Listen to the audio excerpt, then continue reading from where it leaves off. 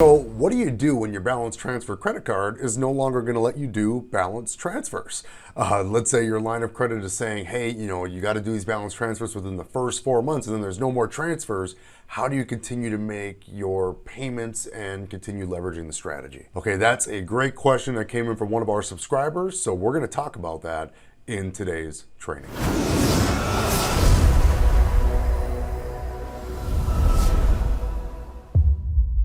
Hey everyone, it's Mike Adams, and on this channel we empower individuals to achieve freedom through improved financial literacy and business ownership.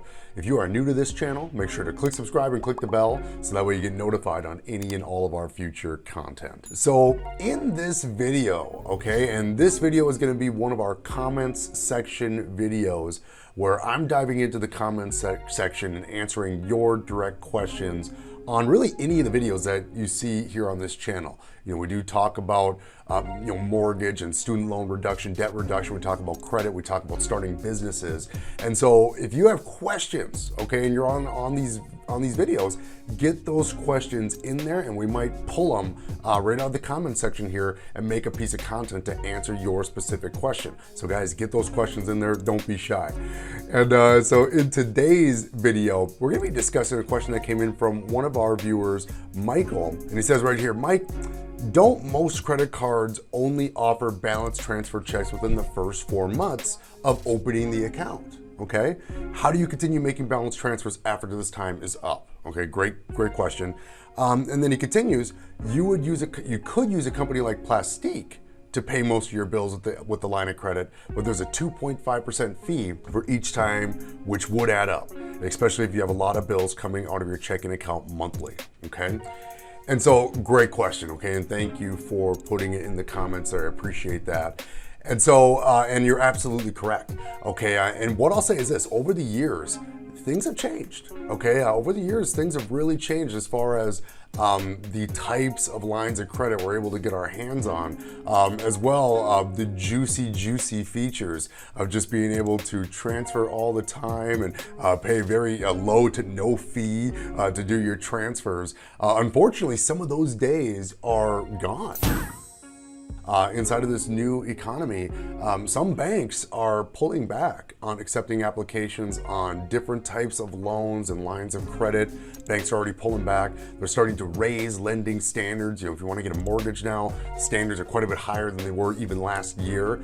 And as well, when it comes to balance transfer offers, right? Man, I mean, over the years, there's been some very lucrative, 0% interest for 21 months, 22 months, 24 months, 18 months, 15 months.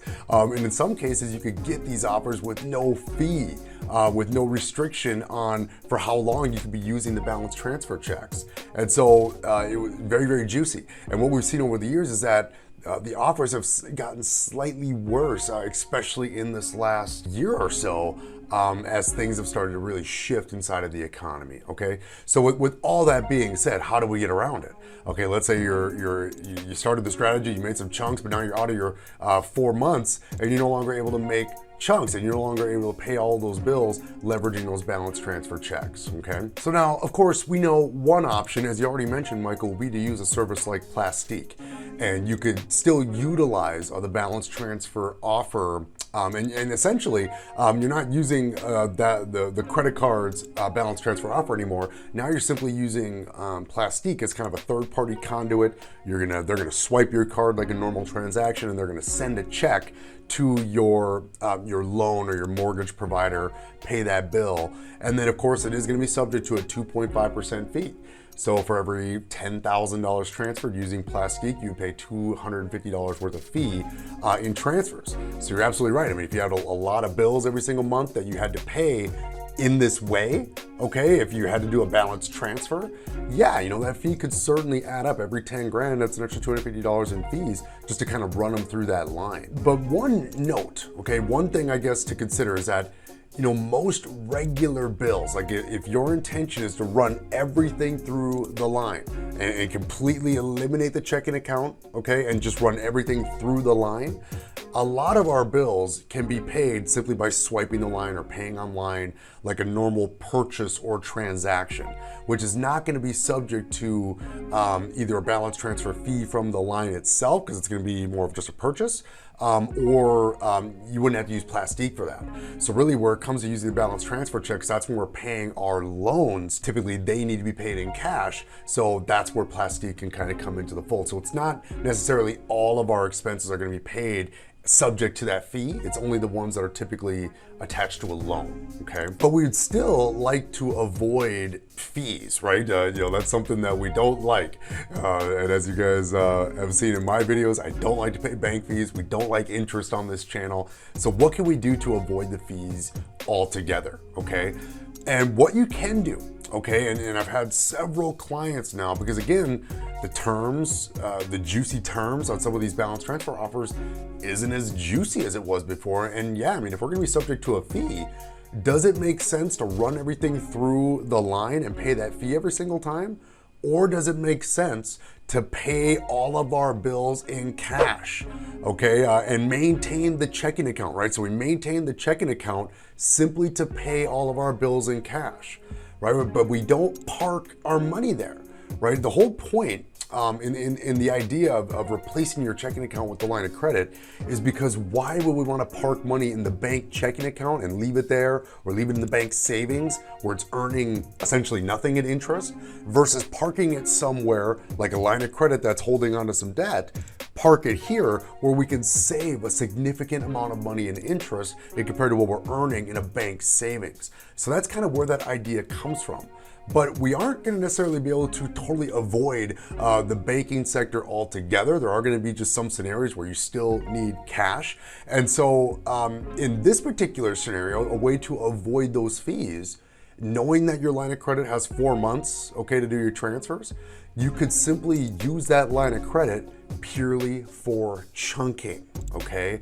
Pay all of your expenses using your same standard checking account the way you're paying them all right now, okay? Use your balance transfer credit card to make a big, if you got, let's say 21 months, or let's say you got 21 months at 0% interest and you got 4 months to make these transfers, what you're gonna wanna do is you're gonna wanna pay all of your bills in straight cash, okay? Go ahead and make the biggest chunk that you could possibly make that you could definitely pay down with your cash flow within, okay, that 21 months or however long your 0% interest period is, okay? From there, pay all of your bills in cash, and then take all of your cash flow, all of your leftover every single month, and ship it to the line of credit, okay? And since that will be a 0% interest there, the balance on the line of credit will go down by your monthly cash flow number every single month. And then what you'd want to do is you want to pay it down as much as you can within those first 4 months, okay? And then before the end of your transfer period, if you wanted to, you've created a little bit of room on that line, you could go ahead and make another smaller chunk and drag a little bit more onto the line. But keep in mind, okay, you want to make sure, because now after 4 months there, now you only have 17 months left at 0% interest. So you'll want to take a look at what the balance is on there now. And now that you have a little bit of room, you could add a little bit on there, but you just want to make sure that that new amount is an amount that, based on your cash flow, you'll be able to pay all the way down to zero before the end of your 0% interest time, okay? And once you get to that point, of course, then you either negotiate with the same bank to see if you can get more time at 0% interest, or B, you look to apply for a new line of credit where you can get your hands on another 0% interest promo offer, okay? And then from there, look to utilize that next offer to make your next big chunk. And again, if there was a 4-month limit on how long you make these chunks for, then you would just kind of want to rinse and repeat that same strategy. Now, let's say that at the end of this, you're like, look, I want to stick and stay with this line of credit, even though my 0% interest promo offer is done, but now I can't do any other balance transfers. At that point, then you would consider using a service like Plastique if you still want to use that particular line of credit. But again, in most scenarios, when we can start using this strategy with 0% interest, unless something significantly negatively impacts your scenario, you should be able to stay in a 0% scenario for the duration. Because again, what we're doing is we're lowering your overall debt level. We're increasing your cash flow, leveraging the strategy. So 21 months down the line, I mean, you've been able to knock out a 21-month chunk. You've lowered your debt level. You have low utilization on this line of credit now. You know, you're in a really good credit scenario.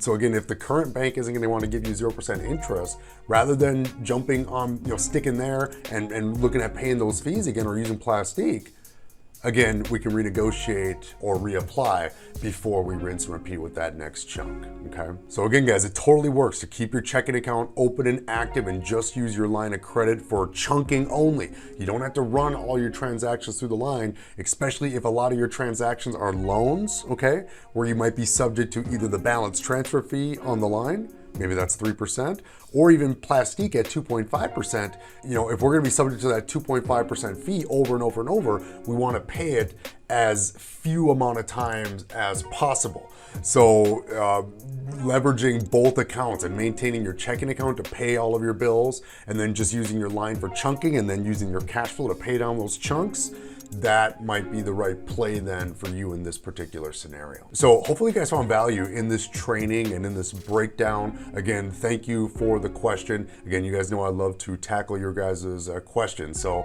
if you have questions as you go through some of this training and some of these videos, I know some of these concepts are very, very new for some individuals. And so if you have questions, in the military, they always told us the only dumb question is one that you don't ask, okay? So, this is a no shame zone. Get those questions in there. There is no such thing as a dumb question. Get those questions in there, and I will do my best to make a piece of content to answer your question. Have a great day, everybody. We'll see you in the next video.